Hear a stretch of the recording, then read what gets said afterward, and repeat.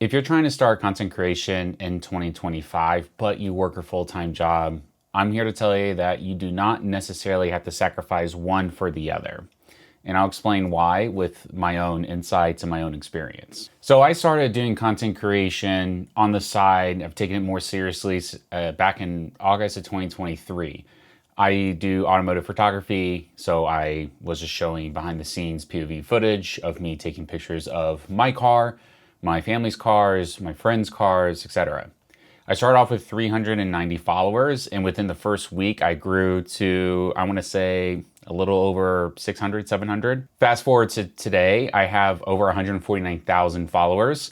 I hit my peak at like 151, 152, but with everything in social media, there's ebbs and flows, and things change over time, the landscape changes. But what has been consistent is I have had opportunities as a content creator, as a part-time content creator, where I didn't have to sacrifice anything with my day job. I still work 9 to 5. I still have full-time commitments outside of that, like my family, my homes, etc. And I also have other ventures, like I am now officially a real estate investor because our first house is now being turned into a rental. And we just purchased the second house. So there are other things that I do with my time other than just focus on content creation. And some people have asked me, like, how do you manage to do all this? And I've even had people think that I do content creation full time. I don't. Like, I actually do not make a livable wage off of content creation in order to do it full time. Eventually, I would love to be able to do that. But until I am doing that, I want to give my insights, my knowledge, my experiences as a part-time creator, so that way other people can feel more empowered to go do it themselves. Because let's face it, like, to be a content creator in today's world is not very difficult. It's also got a very low barrier to entry. Like right now, I could be filming this video on my iPhone. I don't need to use my Sony a7 IV with the Sigma 24-70 and a Pro Mist filter. You know, like, I don't need this. I don't need the microphone. I could literally just pull out my iPhone and record a video like this.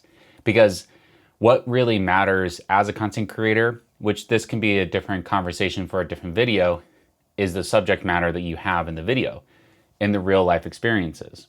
So for me, as a full-time IT professional and a part-time content creator, a full-time dad now who's married, 2 dogs, has a rental property, loves cars, has all these different hobbies. It's all about the subject matter of the content. And a lot of people think, well, I don't know what I'm gonna make content about. Like, I'm not interesting. I mean, I feel the same way. I've always felt the same way about myself. Back when I started posting YouTube videos for the first time on this channel, I felt so awkward in front of the camera. I didn't know what I wanted to film. And I also tried filming what other people would film because I thought, oh, well, this person makes car content. I should make car content because I love cars. But it felt forced. It didn't feel genuine. And so I gave up. But when I discovered that if you just film and make content around what you enjoy doing authentically, not try and fit yourself into some mold that other people are telling you that you need to do, then it becomes more of a game rather than a job. And I think that when people talk about it's not a job if you've never worked a day in your life kind of feeling, you know, if you gamify things, at least for me, I love gamifying everything. At heart, I love video games. And although I haven't given it much attention recently, I still love to play video games. And so I look at my life as like a game, right? I play all these different games, and along the way, you find new ways to enhance the game, to modify a little bit, so to speak. But now you see so many people online making content just about their day. Like, if I did a day in the life video, which wouldn't be very interesting from my perspective, but somebody else out there, maybe even you, would be interested in seeing a video like that. Like, I want to know what a day in the life of a part-time creator is like.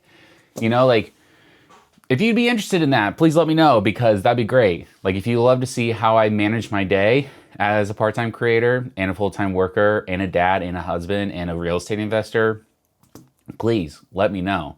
Like, is it the most, I don't know, thrilling days? No. Some days are less thrilling than others. Like today, not a very thrilling day. Tomorrow, I have a crap ton of meetings. Not gonna lie, I am not looking forward to it. But people are interested. And it could be because they just want to see how other people live, or maybe they have an interest in doing what that person does. So like, for instance, full-time worker, if you're a full-time worker, what kind of job do you have? You know, is it an interesting job, or is it a job that other people have asked you about in the past? I almost guarantee you somebody's asked you what your job is like, or what your day at your job is like. And you might be sitting there like, well, I work in janitorial services. Nobody finds that interesting. You'd actually be surprised. Like, you'd actually be surprised how many people wonder, what do janitors do all day? Not like saying in a way that I don't believe they actually do things. It's like, no, genuinely, I want to know, like, what does a janitor's day look like? You know, at school, back in high school, you know, we had this janitor that a lot of people, you know, knew. And we always wondered, like, what do they do all day? Like, we only ever see them in the hallways doing stuff, but like, what do janitors do? So you'd be surprised. Like, you may think you have the most mundane job, but other people would be interested to know what that job is, what it requires you to do, what do you do with your free time. And I think it's like such a silly thing to do, but a lot of people do it. Another thing you can do is if you have a hobby, like for instance, I love cars, I love photography, I love gaming, I love electronics, I love a lot of different things. I could quite literally make content out of all those different hobbies, post it online in different formats, different styles, and I would eventually find people who do like that content. And a lot of it can be low effort. I mean, as a car enthusiast, I see so many people take drives with their cars, get out in a location and take clips of their cars. And maybe it's not anything super cinematic.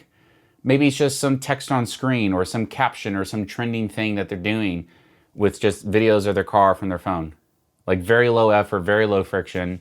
And they build followings off of that. It's a personality that you're developing with your audience.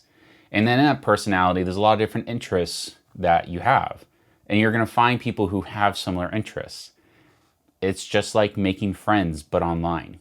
And, you know, as a person who has low self-esteem and had a very hard time making friends growing up, I always felt that making content was like making friends, because you have to be interesting enough for people to want to stick around. And I didn't ever feel like I was interesting enough to have friends.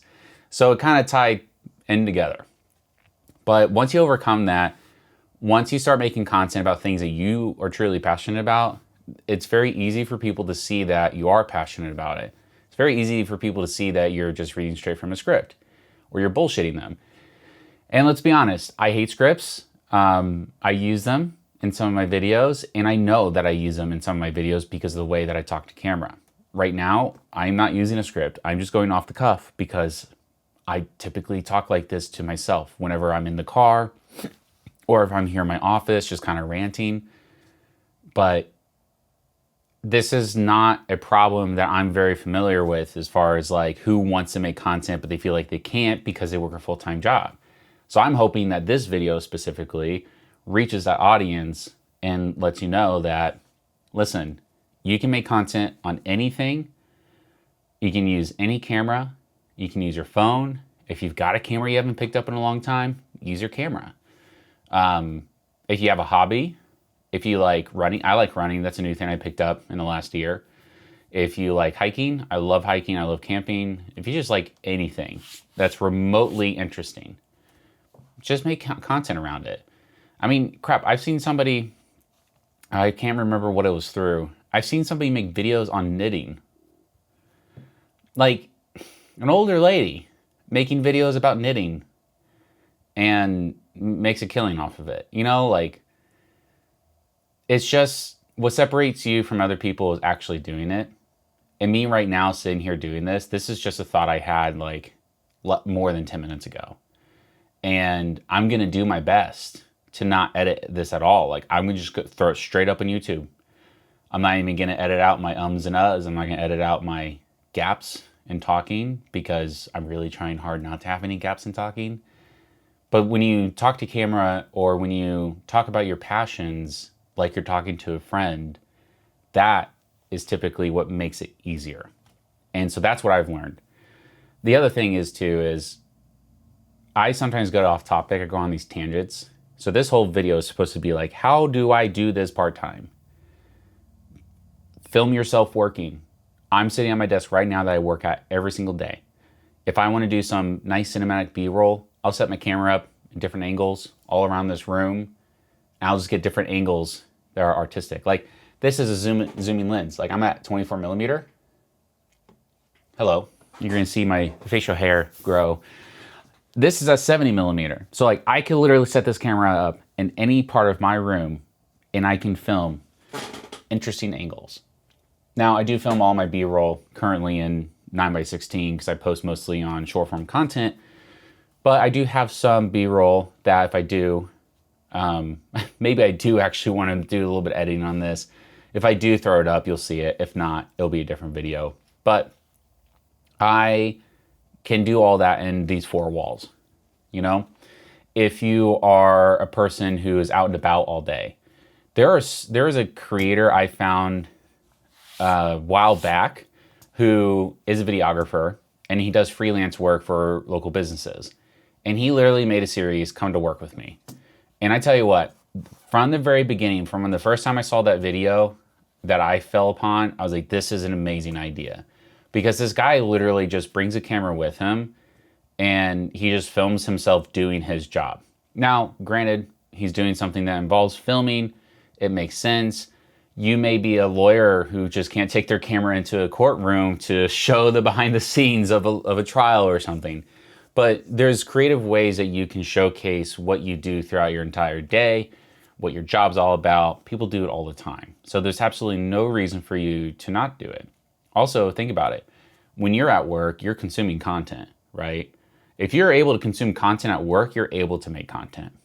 You know, we spend so much time on our phones every day. I am no saint. I'm very bad at it. But sometimes there's a difference between like doom scrolling and actually getting inspiration. A lot of my habits recently have been doom scrolling because I've felt this burnout of creating content. But you got time. If you're spending 5-7 hours a day on your phone, there's no reason why you can't take 2 of those hours and just create something, from filming to editing to posting. And then people think, well, how can I do that? I don't have the fancy equipment. I don't have the fancy software.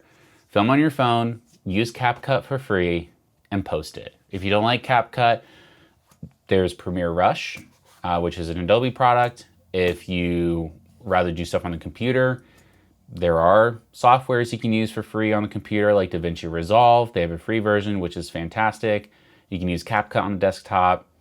You can use all these different softwares to just edit something, you know? So time is definitely a complaint a lot of people have. I feel like, though, you can definitely squeeze it in. If I can squeeze it in, you can squeeze it in. So that's it. That's the end of my rant. I didn't want to make this video very long. I know I went off tangents here and there, but if anything about this video you found interesting and you want me to go a little bit deeper in on some examples or whatever, if you just want me to talk about something more specific, let me know in the comments below. Also, I'm just going to put this out there because I'm currently building and going to be launching my live workshop where I will teach you how to build an audience on social media and how to monetize it along the way. So if you are interested in that, the link will be in the description below. It's a cohort-based launch. So even if you go to that website and there's nothing there at the moment, there's still a wait list that you can sign up for.